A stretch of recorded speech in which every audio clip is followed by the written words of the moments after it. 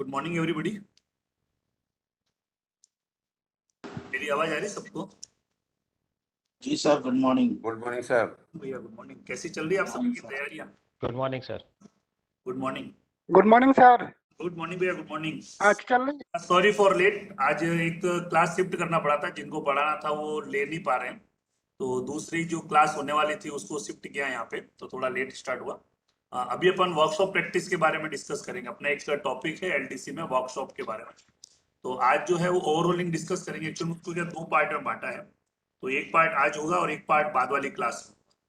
तो वर्कशॉप से है एसएससी जो आपकी क्लास लेंगे ओवरऑलिंग पे, ये पॉइंट और ब्लॉक और आपका रिले पे, या ओवरऑलिंग प्रैक्टिस के नाम पे रहेगा, ठीक है। तो एसएससी सिग्नल है यहाँ पर वर्कशॉप में, मिस्टर सौरभ गौतम जी, वो आपकी क्लास में। तो वो नेक्स्ट क्लास आपकी स्टार्ट कर रहे हैं, तो उनके साथ आप शेयर मतलब डिस्कस करिएगा जो भी डाउट्स है, बाकी अपन बात करेंगे बाद में अलग से। तो सौरभ सर लाइन पे आ रहे हैं, आप उनसे चर्चा करेंगे आप। गुड मॉर्निंग सभी को, good morning. Thank you sir. Thank you sir. ये जो अभी हमें मतलब डिस्कस करना है उसमें ओवरहॉलिंग प्रैक्टिसेस थी हमारी वर्कशॉप, सिग्नल वर्कशॉप के अंदर, जो पॉइंट मशीन और इसका ओवरहॉलिंग होता है ब्लॉक इंस्ट्रूमेंट का, उन सब के बारे में ओवरहॉलिंग का ये है। लेकिन अभी ऐसा है कि हमारी जो अभी ऐसा है कि ऑब्जेक्टिव का जो सिनेरियो है उसके हिसाब से पूरा प्रोसीजर पढ़ने का मतलब एक बार डिस्कस तो हम लोग एक बार रीड तो कर ही लेंगे, लेकिन पूरा प्रोसेस का उतना ज्यादा इंपॉर्टेंस नहीं है, मतलब उसके पॉइंट्स का उस हिसाब से ज्यादा है ना। तो हम लोग स्टार्ट करते हैं procedure of overhauling of siemens point machine in signal workshop. तो जैसा कि हम लोग जानते हैं कि सीमेंस पॉइंट मशीन जो है वो बहुत इंपॉर्टेंट हमारा डिवाइस है, ठीक है। तो इसका इस्तेमाल आप मुझसे बेहतर तरीके से जानते हैं। तो सबसे पहले हम आते हैं कौन कौन से कंपोनेंट्स हैं हमारे सीमेंस पॉइंट मशीन के अंदर, ठीक है। तो सीमेंस पॉइंट मशीन के अंदर एक केस होता है, ठीक है, जिसके अंदर मोटर और ये सब चीजें लगी होती हैं, मतलब उसको बेस के नाम से हम लोग यहाँ पे डिस्कस करते हैं। तो एक केस होता है या बेस होता है जिसके अंदर वो सब चीजें होती हैं। उसके ऊपर एक कवर होता है जिसके जिसके अंदर एपर्चर्स दिए होते हैं, है ना। उसके थ्रू क्रैंक हैंडल का जो हमारा उसमें क्रैंक हैंडल के लिए एक्सेस भी प्रोवाइड किया रहता है ना। उस कवर का है ऊपर से रेन वगैरह से प्रोटेक्ट करने के लिए। उसके बाद मोटर होता है जो कि अब सबको मालूम है कि कौन सा मोटर हम यूज करते हैं पॉइंट मशीन के अंदर, वो है डीसी सीरीज, है ना, स्प्लिट फील्ड मोटर। ये एक इंपॉर्टेंट पॉइंट है कि ये एक स्प्लिट फील्ड मोटर होता है। स्प्लिट फील्ड मोटर का क्या मतलब है? स्प्लिट फील्ड का मतलब ये है कि जो फील्ड है उसकी सप्लाई तो सेम जगह से है, लेकिन वो पूरा का पूरा फील्ड के सारे वाइंडिंग एक साथ नहीं है, वो अलग है, सेपरेटेड है ना। तो लेकिन उस फील्ड को जो फ्लक्स जनरेट करने के लिए जो सप्लाई आ रही है वो सेम है, ठीक है। तो जो मोटर इस्तेमाल हो रहा है वो DC series split field motor है। तो एक मोटर भी लगा हुआ है हमारे पॉइंट मशीन के अंदर, ठीक है।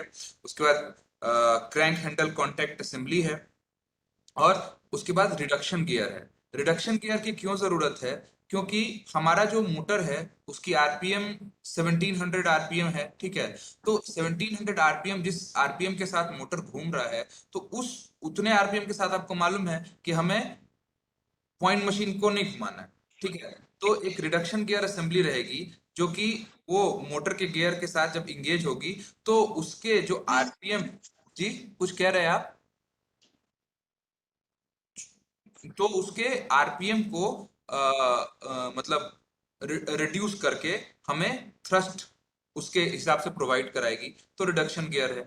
उसके अलावा स्विचिंग यूनिट भी है हमारे यहाँ, ट्रांसमिशन असेंबली है और फ्रिक्शन क्लच है ना।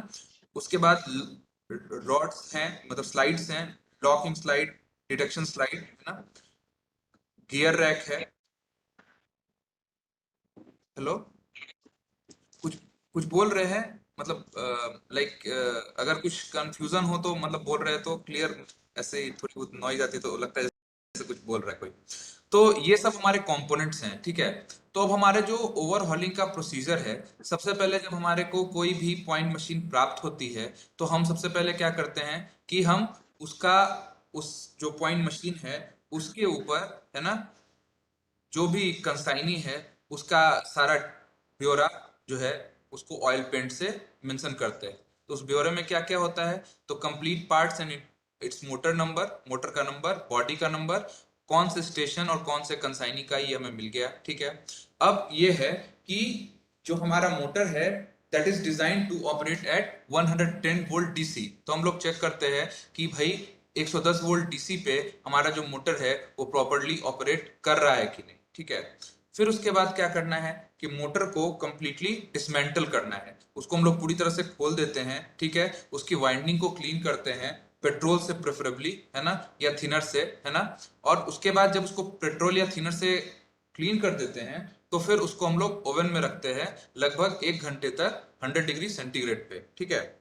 उसके बाद जब ये ड्राई अप हो जाता है, ठीक है, मोटर की वाइंडिंग जो है ड्राई अप हो जाती है, तो हम लोग वार्निश लगाते हैं ऑन रोटर एंड कॉइल, ठीक है। तो फिर इसके बाद इसको लगभग फिर से हम लोग ओवन में लगभग 4 घंटे तक रख देते हैं, ठीक है। फिर on dry up of motor, जब वो वापस से जब ये ड्राई हो जाता है, ठीक है, तो इसको ओवन से निकाल के इसके ऊपर एपॉक्सी की जाती है, ठीक। अब एपॉक्सी क्यों की जाती है, क्योंकि इसका पर्पस है वाटर प्रूफिंग, है ना। तो क्योंकि पानी जो है वो वाइंडिंग को या रोटर के अंदर नहीं होना चाहिए, तो उसको बचाने के लिए प्रॉपर्ली एपॉक्सी करने के बाद फिर से इसको 2 घंटे तक ओवन के अंदर रखते हैं ताकि वो सेट हो जाए, ठीक है। उसके बाद फॉर टेस्टिंग ऑफ इंसुलेशन, अब जब एपॉक्सी वगैरह कर ली तो मोटर के अंदर जो इंसुलेशन है उसको चेक करना है। तो चेक करने के लिए मेगर यूज करते हैं, और ये जो मेगर है वो 500 मेगा ओम का मेगर होता है, ठीक है। और रेजिस्टेंस का जो वैल्यू ऑब्टेन होना चाहिए वो 100 mega ohm to 200 mega ohm तक होना चाहिए, है ना, मतलब 100 मेगा ओम से ऊपर ही होना चाहिए। उसके बाद फिर हम ये तो हमारा मोटर का मतलब प्रोसेस हो गया कि इसके अंदर क्या क्या देखना है। 110 वोल्ट सप्लाई पे हमें उसका ऑपरेशन देखना है कि जितना आरपीएम होना चाहिए 1700 आरपीएम, तो पहले आ रहा है कि नहीं आ रहा है, ठीक है। उसके बाद फिर हमें उसकी इंसुलेशन चेक करनी है, ठीक है। उसके बाद हमें एपॉक्सी प्रॉपर्ली करना है, ठीक है। तो ये सब चीजें करने के बाद हम जैसे मोटर का काम प्रॉपर्ली कर लिया, तो उसके बाद फिर हम गियर रिम असेंबली का इस्तेमाल करते हैं, ये करते हैं, चेक करते हैं। तो जैसे अब जैसे मोटर हो गया, तो मोटर के बाद जो ट्रांसमिशन असेंबली है ना, तो ट्रांसमिशन मोटर तो जो ये है बहुत नॉर्मल मोटर है 1700 आरपीएम पे चलने वाला, लेकिन जो मेन कोर है काम करने, जो पूरा सिस्टम का जो मेन पार्ट है वो है हमारा ट्रांसमिशन असेंबली। वही उस जो नॉर्मल जो मोटर है उसको हमारे सिग्नलिंग के इस्तेमाल के लायक बनाता है। तो इसमें ट्रांसमिशन जो असेंबली है उसका क्या क्या मतलब इम्पोर्टेंस है, क्या क्या उसके पार्ट्स हैं। तो उसके अंदर कई सारे डिस्क होते हैं, जैसे कंट्रोल डिस्क होता है, लिफ्ट आउट डिस्क होता है, उसके बाद स्लिप रिम है ना, कंप्रेशन स्प्रिंग है ना, उसके बाद एडजस्टिंग नट और गियर रिम है, ड्राइव डिस्क है जिसके अंदर थोड़ा ड्राइव डिस्क होता है जिसके अंदर प्रोजेक्शंस जैसे उभरे होते हैं इंगेज करने के लिए, है ना। और उसके बाद लॉकिंग सेगमेंट भी होता है। तो इन सब का एक स्पेसिफिक रोल है। जैसे गियर रिम है वो क्या है कि पावर का ट्रांसमिशन, जो पिनियन है जो मोटर के साथ घूम रही है, तो उसके पावर के transmission from pinion to clutch के लिए गियर रिम का इस्तेमाल होता है। ये स्लिप रिम है, उसका इंपॉर्टेंस है क्या कि detect transmission when obstruction occurred, जैसे ही कोई ऑब्स्ट्रक्शन आ जाता है हमारे मोटर के ऑपरेशन के पॉइंट मशीन के ऑपरेशन के दौरान, जब कोई इंस्ट्रक्शन आ जाता है, जैसे ही 450 केजी के ऊपर प्रेशर लगने लगेगा तो क्या होगा कि उसको हमें डिक्लच करना है ना, मोटर उसके ऊपर ऑपरेट नहीं कर सकती है। तो उसके हिसाब से ये जो है उसमें स्लिप रिम का इंपॉर्टेंट रोल रहता है। लिफ्ट आउट डिस्क है ना। अब ये क्या करता है, use to break detection contact और कंट्रोल डिस्क है वो रोलर को स्टॉप करता है। तो इस तरह से सब हर एक जो हिस्से हैं उनका अलग अलग इंपॉर्टेंस है। तो गियर रिम असेंबली का जब हम ओवरहॉलिंग करते हैं तो उसको हम पूरा डिसमेंटल करते हैं, सारे पार्ट्स को केरोसिन के साथ क्लियर करते हैं, ठीक है। अब हमें क्या देखना है कि इसके टीथ जो हैं वो घिस गए हैं क्या। तो teeth of gear rim and slip ring are worn out, if they are worn out तो उसको हम लोग रिप्लेस कर देते हैं, क्योंकि उनके जो टीथ्स हैं उनका प्रॉपर होना बहुत जरूरी है प्रॉपर इंगेजमेंट के लिए। उसके बाद कॉन्टैक्ट असेंबली है, तो कॉन्टैक्ट असेंबली को हम डिसमेंटल करते हैं और डिफरेंट पार्ट को क्लीन करते हैं। अब उसके अंदर रोलर्स होते हैं, जैसा कि पहले बताया था कि कॉन्टैक्ट असेंबली का कॉन्टैक्ट डिस्क का काम है रोलर को स्टॉप करना आगे जाने से। तो है कि जो रोलर कंट्रोल असेंबली के अंदर इस्तेमाल हो रहे हैं वो ऑपरेशन के दौरान घिस जाते हैं, ठीक है। उनका जो पेरिफेरल शेप है वो बिगड़ जाता है, तो हम लोग उसको रिप्लेस कर देते हैं।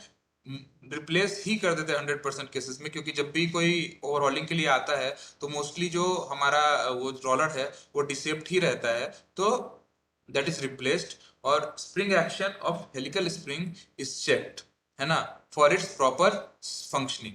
जो स्प्रिंग एक्शन जो होता है उसमें जो टेंशन है वो बराबर होना चाहिए और प्रॉपर फंक्शनिंग होनी चाहिए, तो इस हिसाब से उसको चेक किया जाता है।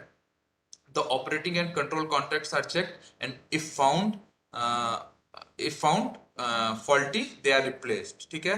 तो कॉन्टेक्ट्स का भी जो टेंशन है वो सब चेक होता है, और उसके बाद अगर उसमें कोई गलती होती है, कोई त्रुटि पाई जाती है तो उसको रिप्लेस किया जाता है। अभी उसके बाद बात आती है स्लाइड्स की, ठीक है।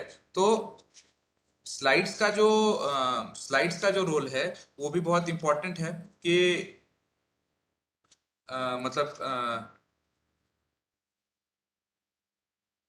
जो डिटेक्शन स्लाइड्स हैं वो करेक्ट सेटिंग ऑफ स्विचेस को डिटेक्ट करने के लिए इस्तेमाल किए जाते हैं। तो उसके हिसाब से ड्राइविंग स्लाइड है ना, तो मोटर को पावर के ड्राइविंग में उसका इस्तेमाल होता है, और लॉकिंग स्लाइड का भी इस्तेमाल है उस तरह से लॉक करने के लिए एक सर्टेन पोजीशन नॉर्मल या रिवर्स पोजीशन में।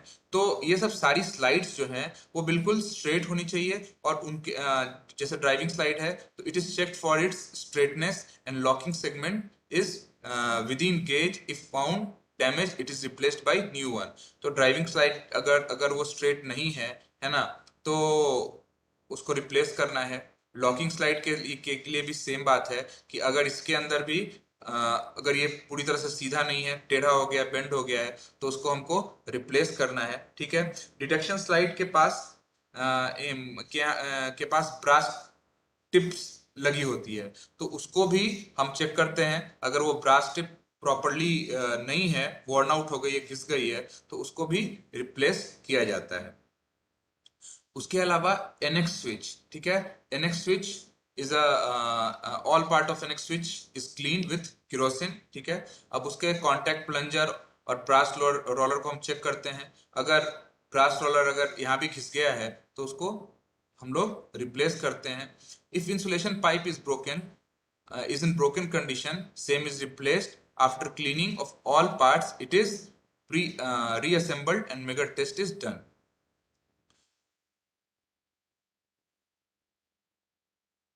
अच्छा, अभी क्या है कि ये बताया गया है यहाँ पे कि जो वायरिंग जब हम करते हैं after assembly of all parts, wiring is done with 2.5 square mm flexible copper wire as per Siemens wiring diagram. तो ये इंपॉर्टेंट फैक्टर है कि हमारा जो वायरिंग है वो 2.5 स्क्वायर mm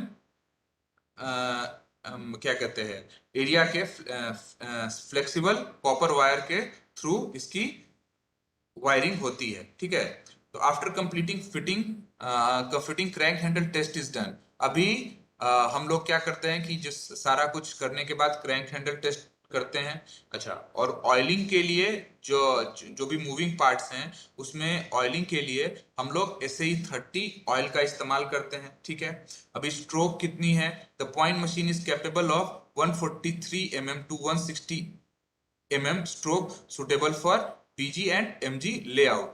हम जो जनरली 143 का ही बोलते हैं इस पॉइंट मशीन को, इसकी स्ट्रोक जो है 143 होनी चाहिए, बट ये केपेबल है 160 तक के स्ट्रोक देने के लिए थ्रू प्रॉपर अरेंजमेंट। ठीक है, the current of immunized motor is 60 milli ampere to 100 milli ampere. Non immunized जो मोटर है उसका 100 milli ampere to 150 milli ampere in offload condition वो करंट होना चाहिए। Normal current of immunized motor is 1.7 ampere and load current is 2 times of the normal current। तो इम्यूनाइज्ड मोटर का जो नॉर्मल करंट है वो लगभग 1.7 एम्पियर है और लोड करंट इसका दुगना तक हो सकता है। सिमिलरली नॉन इम्यूनाइज्ड मोटर है उसका जो नॉर्मल करंट है वो 2.4 एम्पियर है और लोड करंट इसका दुगना, नॉर्मल करंट का दुगना हो सकता है। ठीक है,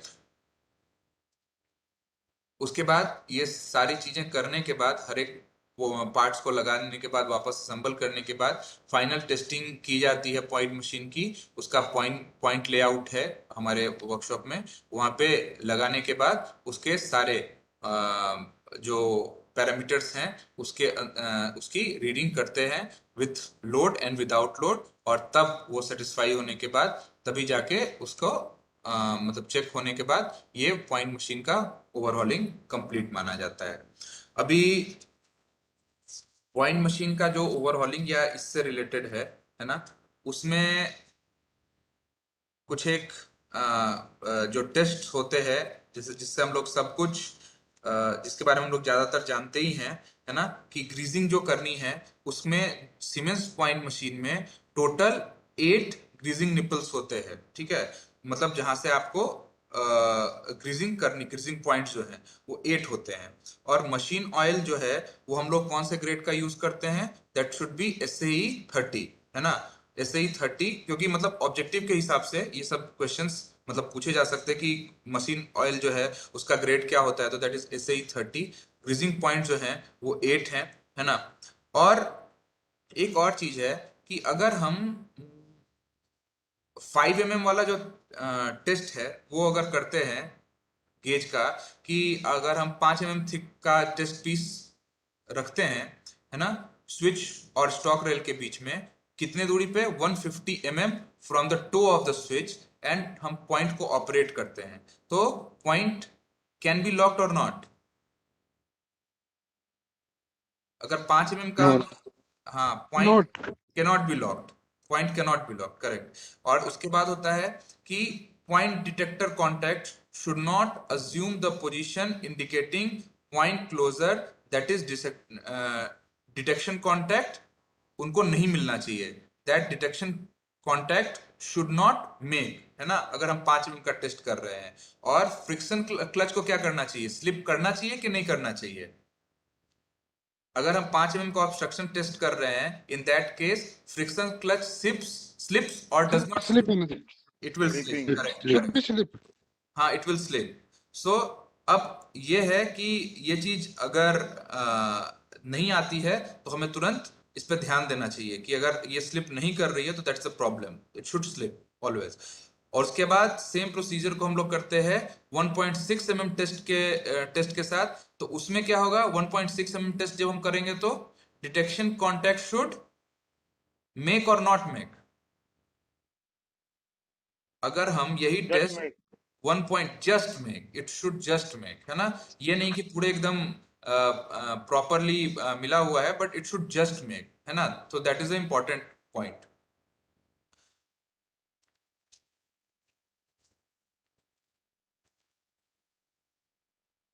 अच्छा,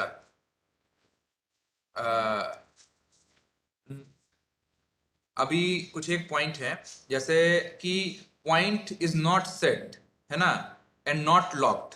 अगर पॉइंट हमारा कोई भी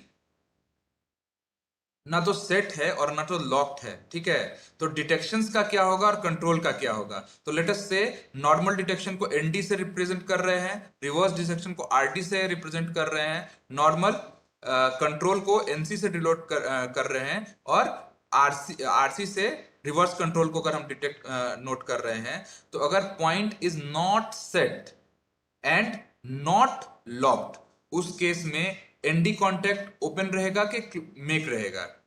ओपन रहेंगे। ओपन रहेगा ओपन रहेगा। आरडी कॉन्टैक्ट, ओपन रहेगा वो। एनसी एनसी और ये दोनों मेक रहेंगे, कंट्रोल कॉन्टेक्ट। मेक रहेंगे, करेक्ट। और उसके बाद फिर पॉइंट सेट है और लॉक्ड है नॉर्मल कंडीशन में, उस केस में क्या हो जाएगा? नॉर्मल कंडीशन में पॉइंट हमारा एनडी मेक रहेगा सर, हाँ एनडी मेक रहेंगे और आरसी मेक रहेंगे। एनडी मेक रहेगा और आरसी मेक रहेगा, करेक्ट है ना?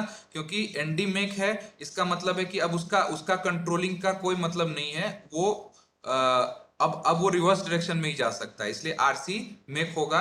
लेकिन और उसके बाद पॉइंट सेट और लॉक्ड है रिवर्स कंडीशन में, तभी क्या होगा?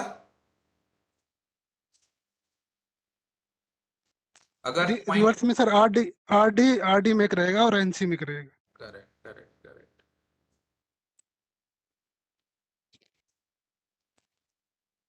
अच्छा, डिटेक्शन कॉन्टैक्ट, डिटेक्शन कॉन्टैक्ट जो है are nearer to pinion and switching side के किस साइड में होता है? वो आउटर साइड में होता है कि इनर साइड में होता है? जो डिटेक्शन कॉन्टैक्ट जो है वो पिनियन के नजदीक होता है, और वो इनर साइड में होता है स्विचिंग यूनिट के कि आउटर साइड में होता है स्विचिंग यूनिट के? डिटेक्शन तो इनर में रहेगा ना सर, अंदर की साइड में। करेक्ट। और सिमिलरली फिर कंट्रोल कॉन्टैक्ट जो रहेगा वो आउटर साइड में रहेगा, है ना? कंट्रोल कॉन्टैक्ट आउटर साइड में रहेगा ना? जी सर।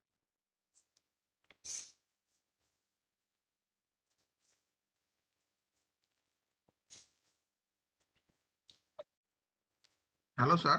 हाँ जी जी बोलें। सर एक क्वेश्चन था, उसमें मोटर में इम्यूनाइजेशन जो कैसे करते हैं, मतलब जो अपन immunise motor non immunise motor बोलते हैं, हाँ, तो इम्यूनाइजेशन कैसे हम प्राप्त करते हैं? आपका वर्कशॉप में भी करते होंगे? नहीं, वर्कशॉप के अंदर इम्यूनाइजेशन प्राप्त नहीं करते हम लोग। ये मतलब वर्कशॉप में केवल हमारा जो प्रोसेस है वो क्या कहते हैं, उसको ओवरहॉल करने का है। उससे वर्कशॉप में उसकी इम्यूनाइजेशन को करने के लिए हम लोग कुछ नहीं करते हैं, लेकिन डेफिनेटली कहीं ना कहीं वहां पे कोई तो लग यूज कर रहा होगा कॉपर का। मतलब ये इम्यूनाइजेशन और नॉन इम्यूनाइज मोटर को हम हाँ कैसे पहचान सकते हैं? फील्ड पे ये एसएमएसआई कैसे पहचान कर सकते हैं? लिखा है नंबर, हम लोग नॉर्मली क्या देखते हैं, आई देखते हैं, हाँ हाँ लेकिन कुछ ऐसी चीज है कि जिससे हम बता पाए कि ये इम्यूनाइज है, वो भी 160 300 400 वाल का जो इम्यूनाइजेशन है, हाँ हाँ, नहीं सही है, आपकी बात पहचान सही कैसे है। कर पाए हम? इसके बारे में मैं थोड़ा डिस्कस करके जो हमारे ओवरऑलिंग सेंटर में है सर, उनसे आपको बताता हूँ। ठीक। एक्चुअल में और पहचान जरूरी है उसकी, अगर वो लेबल के अलावा कोई पहचान हो। नहीं, वो उसके बारे में डिस्कस करके बता सकता हूँ। वो अभी अंदर अभी की तो नहीं बता कॉइल होती है ना सर, कॉइल हाँ हाँ, कॉइल डबल होती है, उससे तो नहीं। नहीं कॉइल कौन सी तो कॉइल? नहीं, अगेन बात ये है कि मोटर खोलने के लिए तो आपके पास ऑप्शन है नहीं ना। नहीं सर, मोटर खोल के तो अपन कर नहीं सकते हैं, तो इसलिए दोनों चीज कैसे अचीव करते हैं और कैसे उसको आइडेंटिफाई करते हैं, दोनों चीज का कंफ्यूजन है। ठीक है, हाउ टू आइडेंटिफाई मैं डिस्कस करके सर से आपको बताता हूँ इसके बारे में। उसके जो कार्बन होते हैं ना वो सर साइड में आते हैं, अच्छा, और जो नॉन इम्यूनाइज वाला है ना ऊपर रहता था कार्बन। फिर भी मैं एक बार जो हमारे ओवरऑलिंग सेंटर में जो सर है उनसे डिस्कस करके इसके बारे में आपको बताता हूँ, है ना, कि एग्जैक्टली कैसे कर सकते हैं। ये लोकल अरेंजमेंट करते हैं, ऊपर कार्बन साइड कार्बन से आइडेंटिफाई करने की कोशिश करते हैं, हाँ हाँ एथेंटिक कोई नहीं है। हाँ हाँ ठीक सर, ओके। क्वेश्चन है, हाँ जी। एनसी और आरसी कॉन्टेक्ट साथ बन सकते हैं क्या? एनसी और आरसी कॉन्टैक्ट दोनों एक साथ बन सकते हैं क्या? एनसी और आरसी कॉन्टैक्ट मेक आप बोलना चाह रहे हो? मैं एक एनसी और साथ एक साथ बन सकते हैं क्या? बिल्कुल, अगर पॉइंट किसी भी पोजीशन में लॉक नहीं हो तो एनडी और आरडी कॉन्टैक्ट एक साथ नहीं बन सकते, एनडी और आरडी तो कभी बन ही नहीं सकते। नहीं बन सकते। और एनसी और आरसी तो एक साथ बन सकते हैं। अगर आपका मोटर अभी किसी भी पोजीशन में नहीं है, मिड पोजीशन में है, तो एनसी और आरसी कॉन्टैक्ट तो एक साथ बन ही सकते हैं, ठीक। है ना? अभी किसी भी दिशा में गया नहीं है, फाइनली अभी किसी दिशा में नहीं गया है, तभी एनसी और आरसी कांटेक्ट है, वो कंट्रोल को बता रहा है कि अभी आपको मूव करना है, ठीक है। अभी वो मिड पोजीशन में, तो किसी भी डायरेक्शन में जाने के लिए वो स्वतंत्र है, तो दोनों बने रहेंगे। जब वो किसी एक पर्टिकुलर साइड में पहुंच जाएगा और डिटेक्ट हो जाएगा, तो फिर उस साइड वाला जो एनसी है, अगर सपोज कीजिए कि एनडी हो गया, तो एनसी ब्रेक हो जाएगा, है ना। एनडी और आरडी कभी एक साथ नहीं बन सकते, लेकिन एनसी और आरसी अगर पॉइंट नॉट सेट और नॉट लॉक्ड है तो बन सकते हैं, ठीक है ना सर। सर थोड़ा स्नबिंग के बारे मेरा में एक बताइए क्वेश्चन है। थोड़ा। हेलो, जी जी। अगर पॉइंट मशीन आवाज बहुत कर रही तो क्या करना चाहिए? पॉइंट मशीन आवाज बहुत कर रही है तो क्या हाँ। करना चाहिए? अब आवाज हाँ। सर, आज का काम है, अभी तो आगे चलने दो। क्वेश्चन जिस तरीके के आ रहे हैं आवाज तो करते रहे। मतलब पॉइंट ये है कि नहीं, करंट बराबर है उसका, हाँ हाँ, करंट बराबर है लेकिन आवाज कर रही है। करंट बराबर है, मोटर से ज्यादा आवाज आ रही है, हाँ। मोटर से ज्यादा आवाज आ रही है सर। देखिए हमिंग साउंड बहुत ज्यादा, मतलब दो तीन एक, ये जनरली जो क्या है, मूविंग पार्ट्स के बीच में जो जब मूव होता है तभी आवाज आ सकती है, या तो फिर हमिंग पार्ट के अंदर ज्यादा आवाज आ रही है। तो अगर उसके अंदर ज्यादा आवाज है तो प्रोबेबली कहीं ना कहीं रेजिस्टेंस ज्यादा हो रहा है। नहीं, करंट सर बराबर। सर मोटर में क्या होता है ना, गियर बॉक्स जो रहता है, मोटर का जो गियर बॉक्स, उसके हाँ अंदर जो गियर्स होते हैं, 3 गियर हाँ होते हैं, अगर उनका हाँ, अलाइनमेंट सही नहीं होगा, ठीक वो है, तो तो वो तो उसमें मोटर मैकेनिकल आएगी, पार्ट हो हमिंग जो गया। बोल रहे हैं ना, साउंड जो आएगा, तो हाँ, आएगा उस मोटर के अंदर। इसका मतलब वो मोटर की कुछ डिफेक्ट है, जो नहीं, गियर प्रॉपरली नहीं है, दो तरह की बात तभी है। घिस एक जाते तो हैं वो। हमिंग साउंड आएगा जब मोटर के सप्लाई के थ्रू, जैसे आप मोटर चला रहे हैं ना, आपने पॉइंट मशीन ऑपरेट किया तो ऑपरेशन के दौरान जो मैकेनिकल पार्ट्स आपस में कांटेक्ट कर रहे हैं और वो बराबर अलाइन नहीं है, तो जो उनका जो एक अलग तरह का साउंड है। और एक नॉर्मली जो मोटर चल रही है और मोटर में आवाज ज्यादा आ रही है, तब फिर उसके कॉइल के अंदर हो सकता है कि शायद उसका जो प्रॉपर जो मतलब क्या बोल सकते हैं, इंडक्टेंस और इसका रेजिस्टेंस का जो रेशियो है वो बराबर नहीं है, शायद रेजिस्टेंस ज्यादा हो रहा है, तो फिर आपको तो मतलब मोटर का कॉइल चेंज, तो हमिंग साउंड ज्यादा बढ़ रहा है तो फिर कॉइल चेंज कराना पड़ेगा। बाकी अगर मैकेनिकल मूवमेंट के दौरान आवाज खट खट या इस टाइप की कोई उस तरह की आवाज आ रही है, फिर तो अलाइनमेंट में प्रॉब्लम है।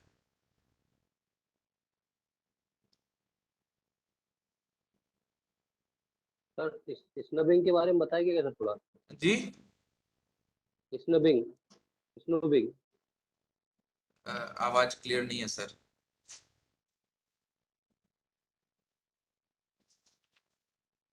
सर किस आवाज क्लियर नहीं है, किस चीज के बारे में पूछ रहे हैं?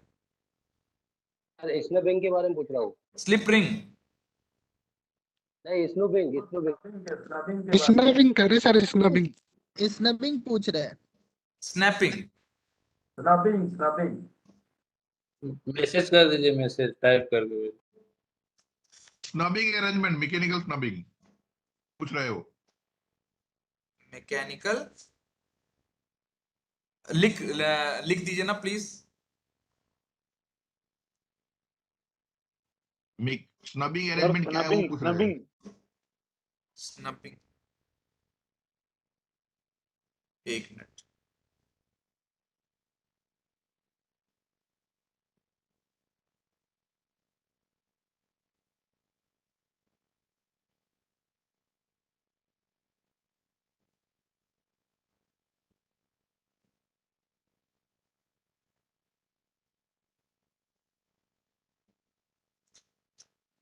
इसके बारे में भी सर मैं देख के थोड़ा बता दूंगा आपको। पॉइंट्स को एक्चुअली थोड़ा लिख दीजिए, तो फिर मैं नेक्स्ट क्लास में उसके बारे में देख के बताता हूँ। नेक्स्ट कंटिन्यू करिए सर आगे।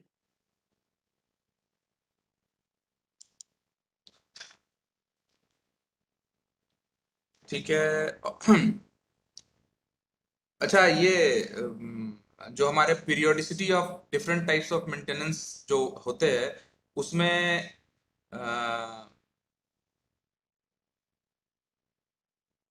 ये स्लाइड की लुब्रिकेशन कितने कितने कितने दिन पे होनी चाहिए? एसएससी के लेवल पे लुब्रिकेशन ऑफ स्लाइड्स कितने लेवल दिन पे चेक करना चाहिए?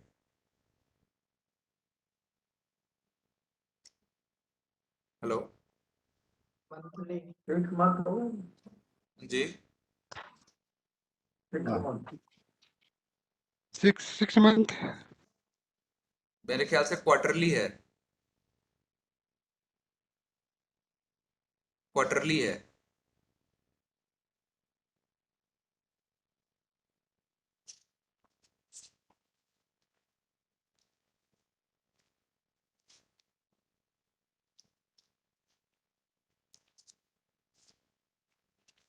चलिए अभी ब्लॉक इंस्ट्रूमेंट की तरफ थोड़ा चलते हैं।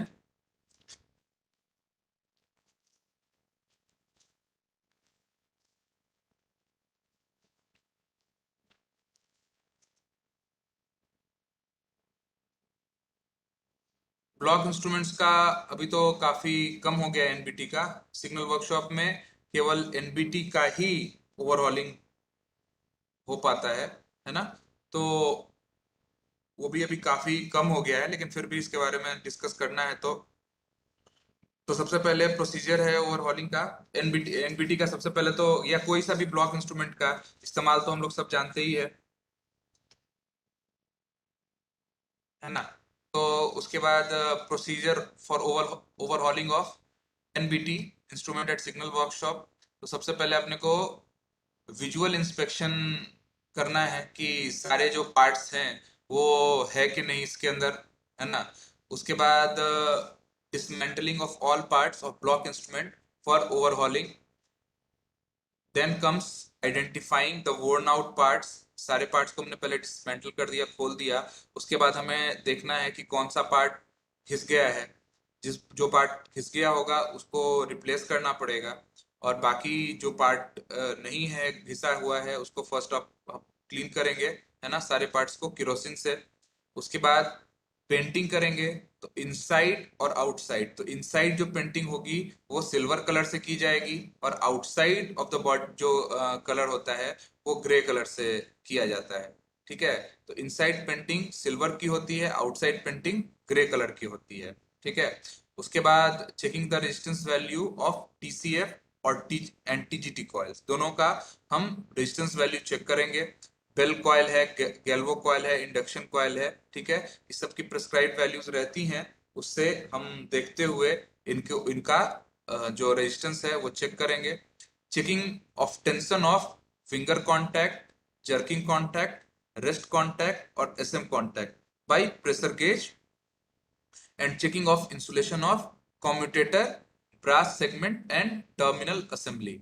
ठीक है, तो हम लोग टेंशन चेक करेंगे सारे फिंगर कॉन्टैक्ट्स का, जर्किंग कॉन्टैक्ट, जो भी कॉन्टैक्ट्स इस्तेमाल हो रहे हैं उनका प्रॉपर प्रेशर चेक करना जरूरी है। बिकॉज अगर प्रेशर कम हुआ तो उसका इफेक्ट उसके परफॉर्मेंस पे पड़ेगा, क्योंकि जैसे ही जब उसको जिस प्रेशर से उस कॉन्टैक्ट को बनाना चाहिए अगर वो नहीं बनाएगा तो द परफॉर्मेंस जो है वो ये हो जाएगा, तो हमें मतलब कॉम्प्रोमाइज हो जाएगा, तो हमें उसका प्रेशर चेक करना है। उसके बाद checking of tension of spiral spring of commutator and operating handle. Then we check the teeth of rack and TCF TGT lock ball as prescribed. अभी लॉक बॉल और रैक का टीथ को check करना है ना। मतलब सिंपल सी बात है कि कोई जो सा भी मैकेनिकल पार्ट्स है उसके अंदर, है ना, उसके अंदर वियर एंड टियर मिनिमम होना चाहिए। जो टीथ होने चाहिए वो प्रॉपर कंडीशन में होने चाहिए।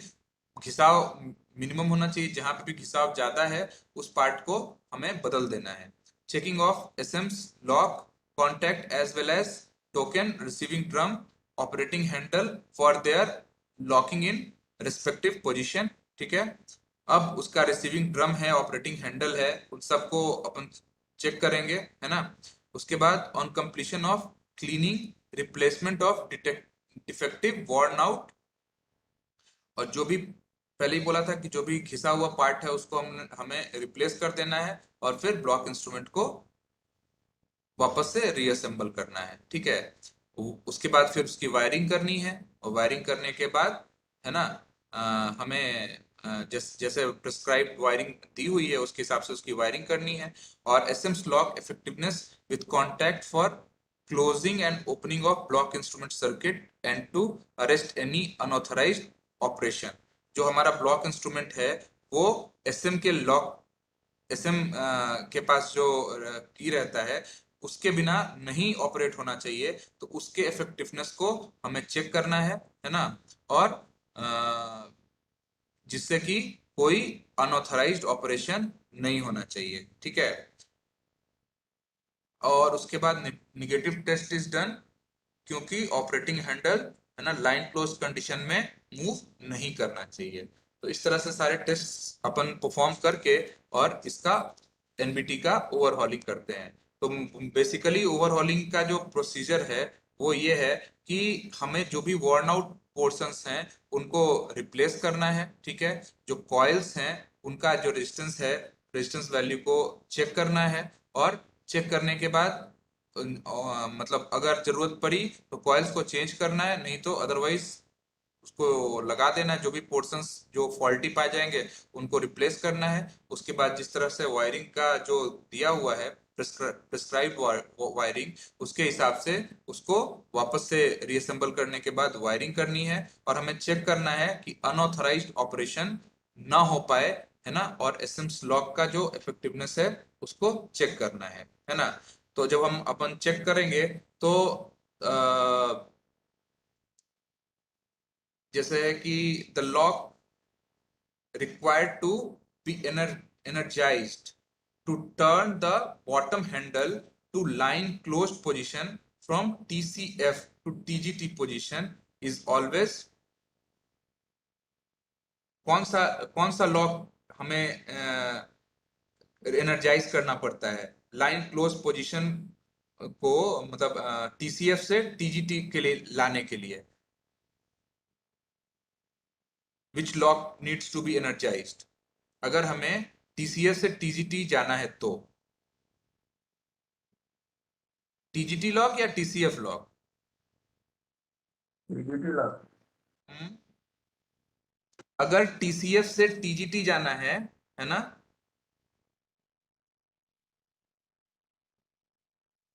the lock required to be energized to turn the bottom handle to line closed position from TCF sorry line close position में जाने के लिए टीसीएफ या टीजीटी से लाइन क्लोज में जाने के लिए कौन सा एनर्जाइज होना चाहिए? That should be TCF lock, ठीक है। The lock required to be energized to turn the bottom handle to TGT position from line close position is TGT lock। अगर हमें लाइन क्लोज से टीजीटी जाना है तो फिर टीजीटी लॉक को एनर्जाइज होना पड़ेगा। वापस से एक बार दोहरा रहा हूं कि अगर लाइन क्लोज में जाना है टीसीएफ या टीजीटी से तो फिर टीसीएफ लॉक को एनर्जाइज होना चाहिए, और अगर हमें टीजीटी में जाना है टीजीटी में जाना है लाइन क्लोज से तो फिर टीजीटी लॉक एनर्जाइज होना चाहिए। और एक कंप्लीट सीक्वेंस जो ब्लॉक इंस्ट्रूमेंट ऑपरेशन का जो होता है उसके अंदर टीसीएफ लॉक 3 बार एनर्जाइज होता है और टीजीटी लॉक 1 बार एनर्जाइज होता है। For one complete sequence of block handle operation, है ना, TCF lock is energized 3 times and TGT lock is energized 1 times।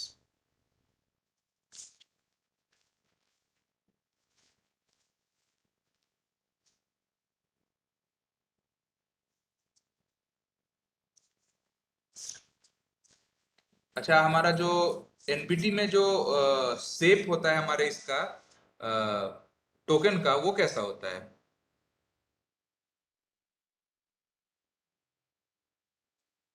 In an NBT, the shape of the token is of which shape? That is spherical, है ना। और maximum number of tokens which can be accommodated in one instrument is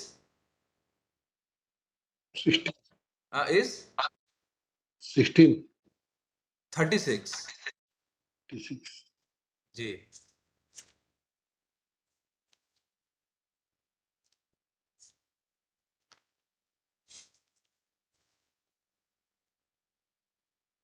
अच्छा,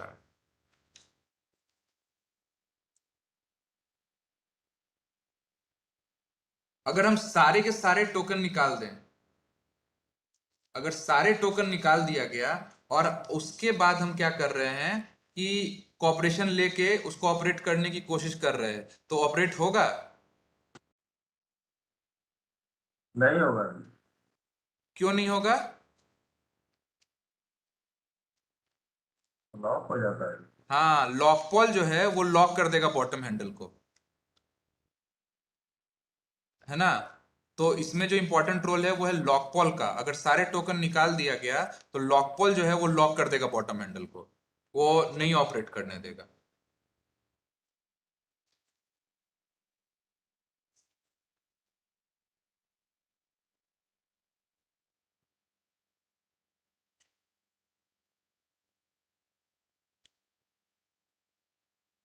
Negative test है during testing with other end operator it should be ensured that only respective lock should be energized for desired operation। ठीक है, हमने बोला था कि SM की इस SM की का चेक करना है कि SM की को जब हम निकाल लेते हैं तो फिर ऑपरेशन होता है कि नहीं, तो नहीं होगा, वो भी अपन चेक कर लेते हैं। जब सारे टोकन्स नहीं होंगे तो भी हमारा ऑपरेशन नहीं हो पाएगा क्योंकि लॉक पोल जो है उसको लॉक कर देगा। Token indicator should show red when no token is available in the block instrument and green when token is available। अच्छा, ये टोकन नहीं रहने वाला प्रॉब्लम ज्यादातर किसमें हो सकता है? सिंगल लाइन में कि डबल लाइन में? ये सिंगल लाइन में ही लगता है sir Niels Bose token. Single में तो टोकन मिल जाएगा ना, लगेगा कहाँ? दोनों डायरेक्शन से गाड़ियां आती जाती रहती हैं। डबल में क्या होता है कि यहाँ से लेके एक ही वे में गाड़ी जाती है ना, तो एक साइड से वन साइड फ्लो हो जाता है ना सिंगल लाइन में, हाँ, तो धीरे धीरे कम हो जाते हैं। सिंगल लाइन में कि डबल लाइन में?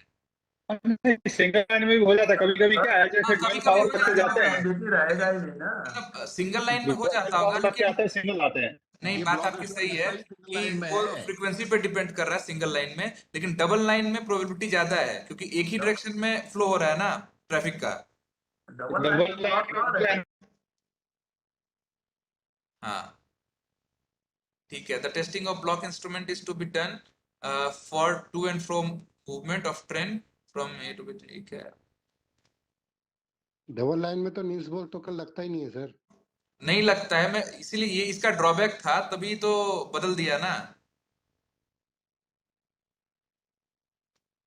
Check whether token receiving handle gets lock उसका एट। बैक ही कहाँ था तो ड्रॉबैक होगा? हाँ जी, अरे उसका बैक ही कहाँ था तो ड्रॉबैक होगा? वो लगेगा ही नहीं, वो तो not for meant for single line only. yes, sure, this is the reason why it was not meant for double line, sir। Token one side flow train का ज्यादा रहने से टोकन एग्जॉस्ट हो जाता है one side. Flow of train in one direction only.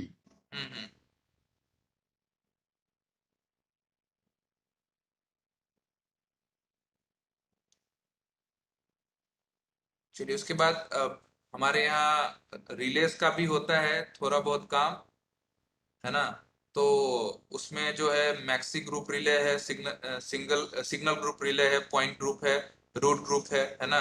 उसके लिए क्या करना है कि रिले का जो है वो इंसुलेशन चेक करना है ना, 100 वोल्ट मेगाहर्ट्ज से, और रेजिस्टेंस जो है वो 50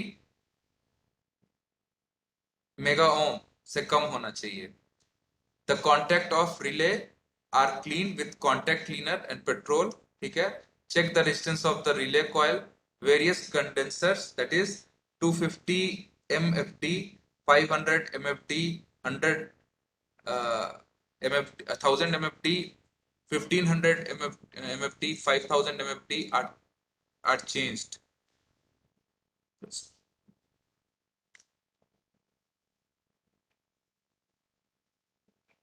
कैपेसिटर किस फॉर्म में एनर्जी स्टोर करता है?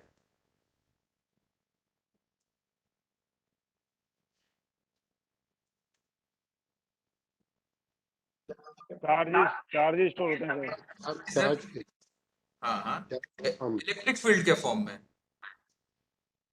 और जो हमारा इंडक्टर है वो किस फॉर्म में एनर्जी स्टोर करता है? इलेक्ट्रोमैग्नेटिक मैग्नेटिक फील्ड के फॉर्म में, करेक्ट। और रजिस्टर किस फॉर्म में एनर्जी स्टोर करता है?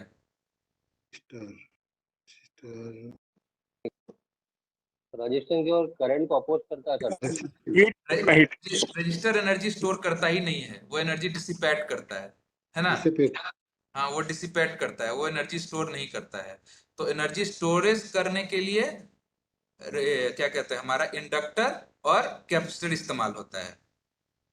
अगर रजिस्टर इस्तेमाल कर रहे हैं तो हमारा एनर्जी स्टोर नहीं हो रही है, एनर्जी डिसिपेट हो रही है। वो जैसे कि बता रहे सर कि अपोज करता है ना। तो इस हिसाब से अगर किसी भी जैसे कॉइल है, कॉइल के अंदर अगर रेजिस्टेंस बढ़ जाएगा तो कॉइल के अंदर रेजिस्टेंस बढ़ने से क्या प्रॉब्लम होगी?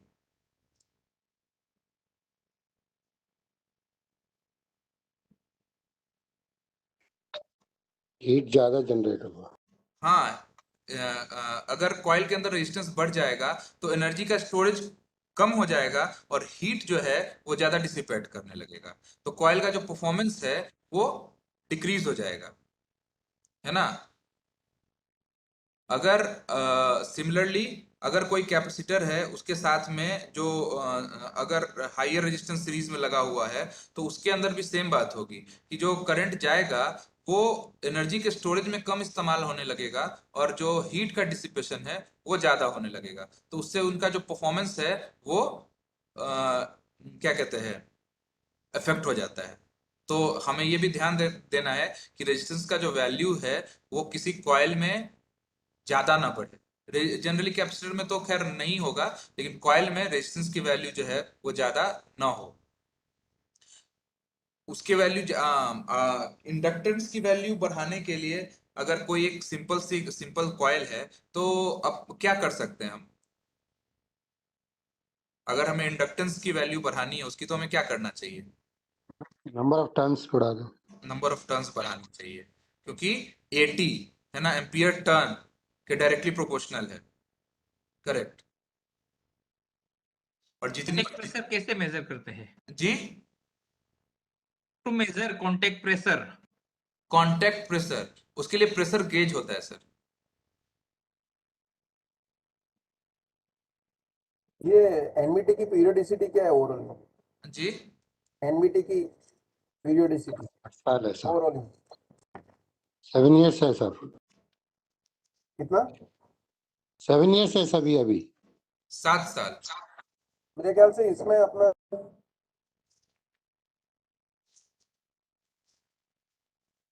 लेकिन अभी स्पेसिफिकली जी, नया एससीएम में तो 7 साल है यार। 7 साल ही है सर, शायद 7 साल ही है। TB3 में एक वो लिखा हुआ है, instrument is not due for overall in 10 years periodicity. चलो देखते हैं ना तो।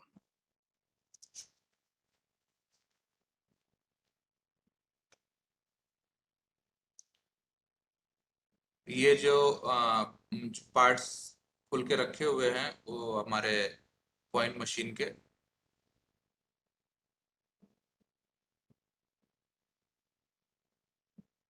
ये एनपीटी है।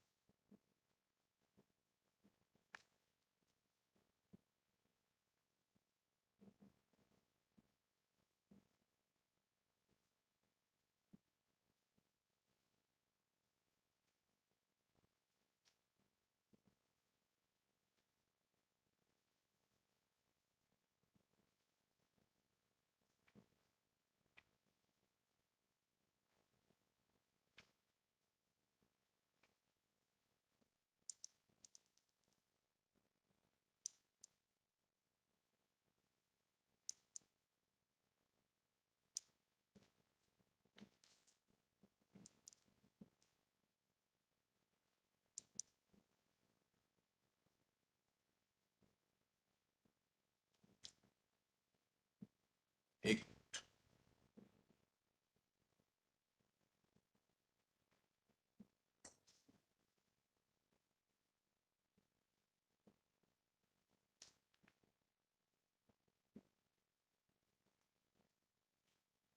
जस्ट 2 मिनट में आता हूँ।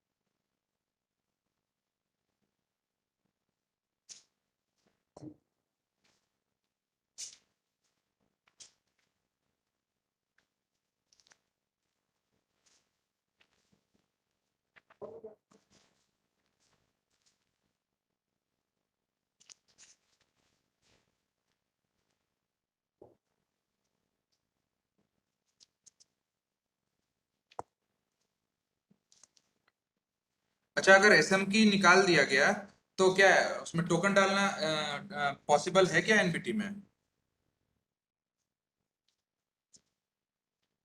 It is not possible to insert a token in an NBT अगर हमारा एसएम की निकाला हुआ है तो, ठीक है। और बॉटम हैंडल को खींचना एसएम की के एब्सेंस में। हेलो, सुन रहे हैं sir? Not possible. Not possible, correct, ठीक है। अच्छा, क्या कहते हैं, डिफ्लेक्ट करेगा क्या गैल्वोमीटर निडल अगर बेल प्लंजर को प्रेस किया तो? नहीं करेगा। नहीं करेगा। अच्छा, अगर प्रेस किया बेल प्लंजर को तो बेल बीट बजेगी? नहीं बजेगी। अच्छा, उसके बाद फिर अगर बेल प्लंजर को स्टेशन क्या कहते हैं, अगर बेल प्लंजर को प्रेस किया स्टेशन पी पे, ठीक है, तो अगर तो बेल बीट करेगा। रिसीविंग मिलेगा, रिसीविंग बेल आएगी। हाँ, अगर हमने स्टेशन ए पे, मैं बता रहा हूँ कि एसएम की बाहर है, अगर बी पे अगर हमने किया तो फिर प्रेस तो स्टेशन ए पर मिलेगी बेल। बीट होगा, करेक्ट, ओके सर। ओवरऑलिंग का पोर्शन हो गया, कुछ और डिस्क्रिप्टिव क्वेश्चन। अगर रिमूव किया एसएम की तो क्या करता है भाई? एसएम की का रिमूवल क्या करता है? अनऑथराइज्ड ऑपरेशन को रोकता है, करेक्ट ना? इनका ना बन गया दूसरा और कुछ। अगर पोजीशन है बॉटम हैंडल का लाइन क्लोज्ड में, ठीक है, तो क्या it is possible to extract LSS control की? एवरेज बोलो नॉट पॉसिबल। अगर हमारा line close condition bottom handle का, अगर लाइन क्लोज में हम लोग हैं तो कोई ने पूछे तो इन्हें क्या है ना सब तो एलएसएस कंट्रोल की को निकालना नॉट पॉसिबल है, ठीक है। और टीजीटी कांटेक्ट क्या होगा? क्लोज होगा कि ओपन होगा लाइन क्लोज कंडीशन में? ओपन। हाँ, टीजीटी कांटेक्ट इज ओपन, ठीक है। उसके बाद अगर हमारा जो पोजीशन है बॉटम हैंडल का वो टीसीएफ है, तो फिर उसके कंडीशन में भी एलएसएस कंट्रोल की को निकालना पॉसिबल नहीं है, पॉसिबल। और तो टीजीटी कंडीशन अभी भी ओपन ही रहेगा। लेकिन अगर टीजीटी कंडीशन में है हमारा बॉटम हैंडल, तो उस केस में एलएसएस कंट्रोल की को निकालना पॉसिबल हो जाएगा और टीजीटी कांटेक्ट जो है वो क्लोज हो जाएगा, करेक्ट ना? हाँ प्रदीप। ओके हैं? जी, कुछ नहीं दिया। कंप्लीशन कंस्ट्रक्शन वो देगा अपने को यार, हम क्यों देंगे? कंस्ट्रक्शन अपने को देगा, अपने थोड़ी उनको देंगे। जी,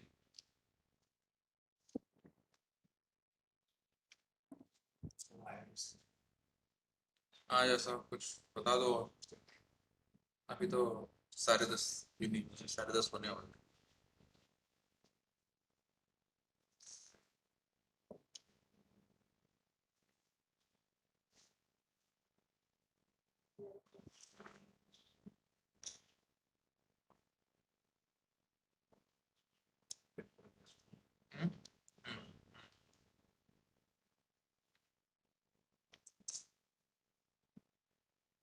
हाँ तो वही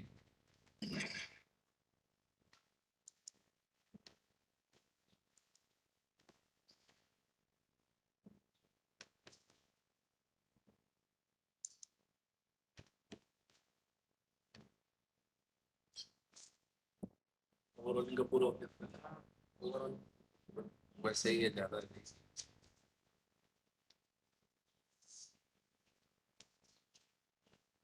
अच्छा सर का ओवरऑलिंग वाला टॉपिक कवर हो गया पूरा इनकी तरफ से, तो किसी को कुछ और तो पूछना नहीं ना इससे तो।